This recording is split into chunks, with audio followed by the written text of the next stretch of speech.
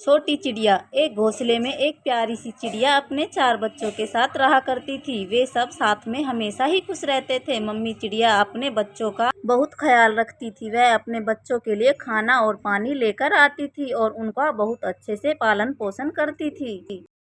Mummy चिड़िया के सारे बच्चे अब उड़ने लायक हो गए थे। वह अपने बच्चों का आत्मनिर्भर बनाना चाहती थी ताकि वो खुद के लिए खाना पीना खोजना सीख पाए। मम्मी चिड़िया अपने सारे बच्चों को उड़ने का प्रशिक्षण देती है। वह रोज उन्हें उड़ना सिखाती है। धीरे धीरे उनके तीनों बच्चे उड़ना सीख जाते हैं, एक को छोड़कर जिसके पंख कमजोर थे और वह चाहकर भी उड़ नहीं पा रही थी। वह चिड़िया अपने भाई बहनों में सबसे छोटी थी। छोटी चिड़िया बहुत कोशिश करती उड़ने की, पर वह हर बार असफल हो जाती और इसी कारण छोटी चिड़िया के भाई बहन उसे बहुत चिढ़ाते और उसका बहुत मजाक उड़ाते। छोटी चिड़िया कुछ कर भी नहीं सकती थी। वह खाने के लिए दूसरों पर निर्भर थी। रोज मम्मी चिड़िया और उनके बाकी बच्चे खाने की तलाश में निकलते। छोटी चिड़िया घोंसले की साफ सफाई करती और उसका ख्याल रखती। एक दिन घोंसले की साफ सफाई करते वक्त छोटी चिड़िया देखती है एक बिल्ली उनके घोंसले की तरफ बढ़ रही है और चिड़िया जैसे तैसे उड़कर जमीन से छोटे छोटे कंकड़ और लकड़ी के टुकड़े लेकर उस बिल्ली पर हमला करती है और वह बिल्ली वहां से चली जाती है। अब छोटी चिड़िया समझ गई थी कि आगे भी उन्हें ऐसी परेशानी आ सकती है